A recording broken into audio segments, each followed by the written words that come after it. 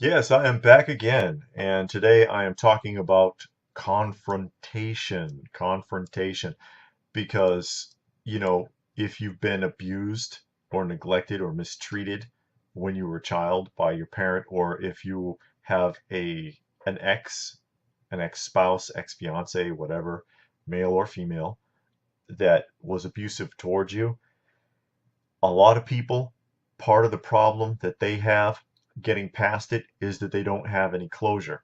How do you get that closure? You get that closure by confronting that person. If you can, because sometimes you can't. Sometimes it's just not safe. Sometimes you just can't get a hold of that person. That person could be dead. What are you going to do? But you should confront them if you can and get it out. Now, I'm going to warn you.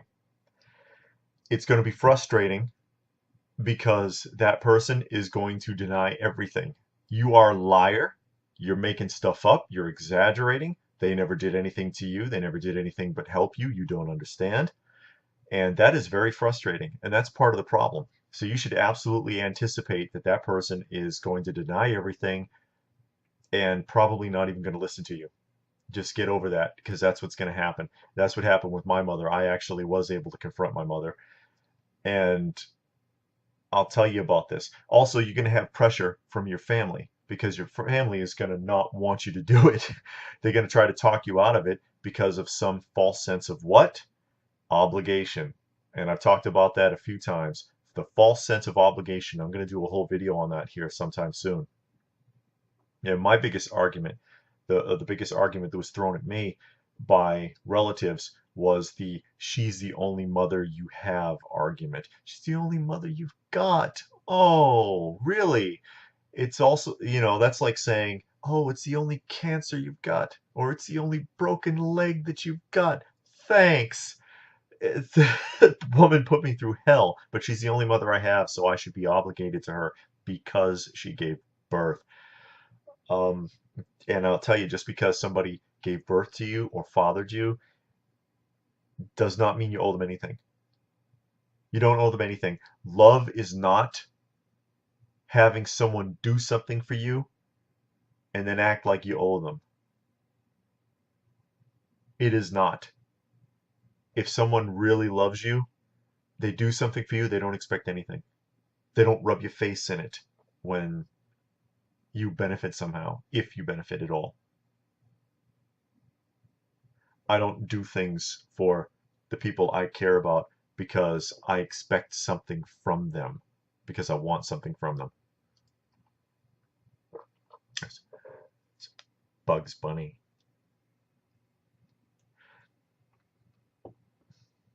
I don't do it to hold a tally, to go back on them 20 years later and be like, "I did this for you, bastard." That's not why. But back to the point, okay? This was in the 90s. This was in the mid 90s. And it was my oldest son's birthday. And I want to say he was 8 or 9 years old. Forgive me if I'm a little bit off. And I did not have a phone at the time. Okay. I had this. I still have it. This is my original pager from Mobilecom. $15 a month.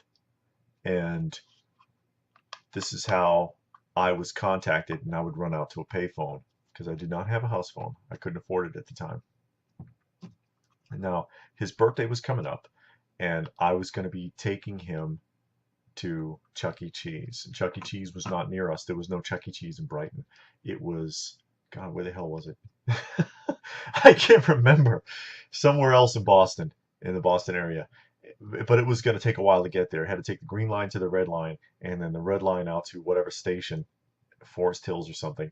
And probably not Forest Hills, but for those of you who are keeping track, I'm just saying it was going to take about more than an hour to ride out there, provided there wasn't too much traffic, because certain times of the day the trains are stuffed like sardines and they're not moving, and it could take twice as long. It could be really bad. But I had it all figured out. And they're going to take him, and a couple of his friends were going to come, and I wanted my sister to go. I have a younger sister. And so I've been leaving messages. I've been calling my mother. She typically ignored if I called anyway. Leaving a message on her machine. Remember answering machines? Goes right along with the pager. And said, hey, going to Chuck E. Cheese, taking Toby, right? He'd never been. I'd never been to a Chuck E. Cheese. Thought it would be cool. It's for his birthday. I want to invite Jennifer. Call me back. Call me back. Finally, pager buzzes in. It's her number. So I get out to a payphone, and this was in the Stop and Shop on Washington Street at the intersection of Commonwealth Avenue, for those of you keeping track, in Brighton, because I was living on Washington Street at the time. So went down the street into the Stop and Shop and got on the payphone. The payphone's right inside the double doors, the automatic doors. It's right in there. They used to have two payphones. And it's not a Stop and Shop there anymore. I don't even know if there is Stop and Shop anymore. It was turned into a bread and circus supermarket, one of those like Whole Food kind of markets. I don't know if that's still there.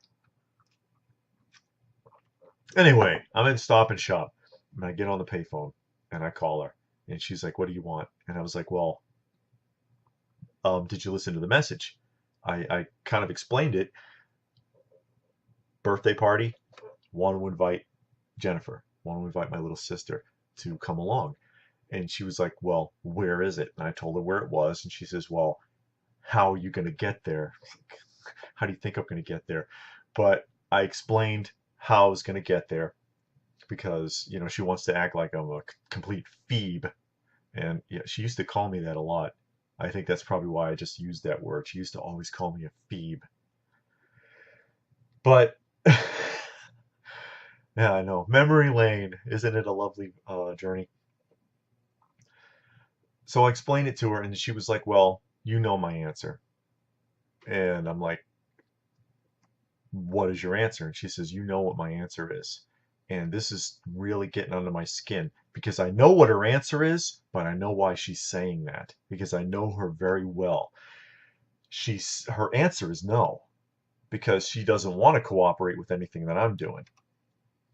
But she's not going to actually literally say no, because then she can turn around to my sister and say, well, I was going to let you go, but your brother never showed up. I guess he forgot about you. Because she used to do that shit to me. She used to play that game with me, and I was like, no, you know what? I'm not playing games with you here, okay? It's yes or no, period. Not you know my answer. Well, I don't have to say that because you know my answer. And that just pushed the last button. That was like, as the adage goes, the straw that broke the camel's back. And I just blew up on the phone. I threw it all out there. All the nasty things, the beatings, the going to school with broken ribs, the pulling out my baby teeth, all the horrible freaking things that she did, the beatings with the belt, with the stick, everything I could think of, just screaming at her on the phone.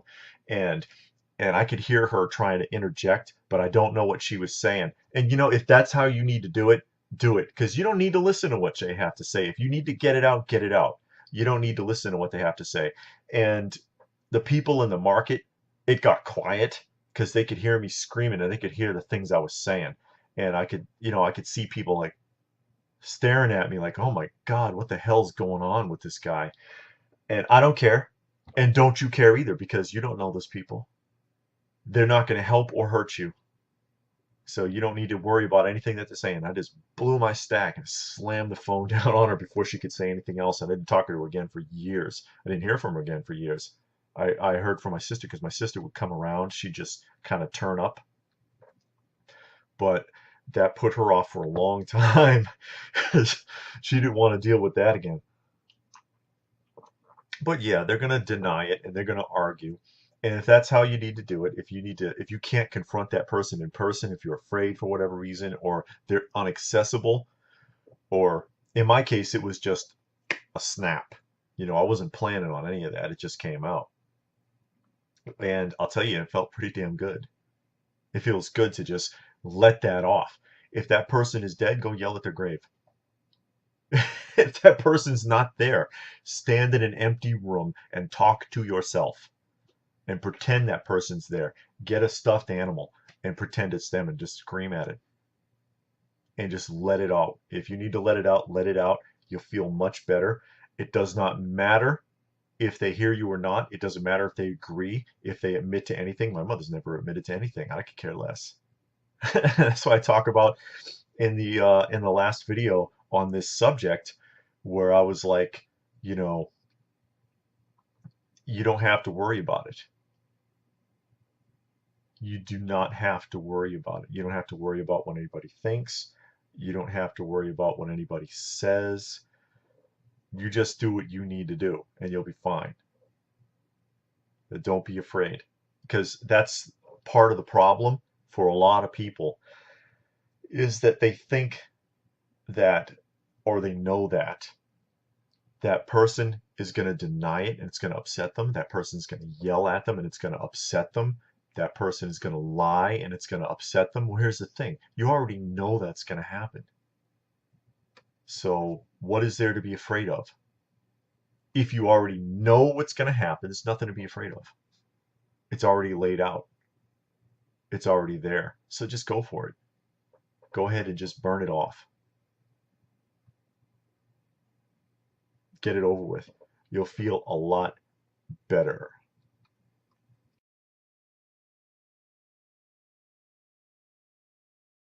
Because sometimes you can't. Sometimes it's just not safe. Sometimes you just can't get a hold of that person. That person could be dead. What are you going to do? But you should confront them if you can.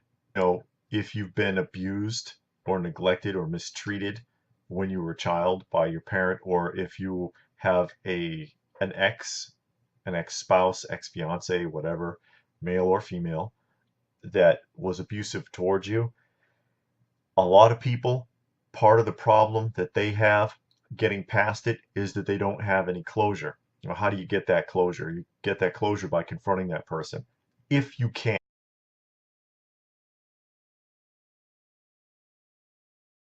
Yes, I am back again, and today I am talking about confrontation. Confrontation, because, and get it out. Now I'm going to warn you. It's going to be frustrating because that person is going to deny everything. You are a liar. You're making stuff up. You're exaggerating. They never